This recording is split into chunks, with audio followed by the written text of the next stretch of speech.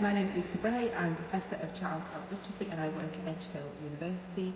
And within the MASL programme, I've had the pleasure of leading the PPI work. So I get to work with the parents of children with epilepsy, adults with epilepsy, and young people with epilepsy who have guided everything that we've done over the last 8 years. So it's a real privilege, and it's so great to see so many of them here today at this conference, and the discussion and lived experience that they bring to those sessions feels, yeah, really valuable. And what do you think of the results so far shared?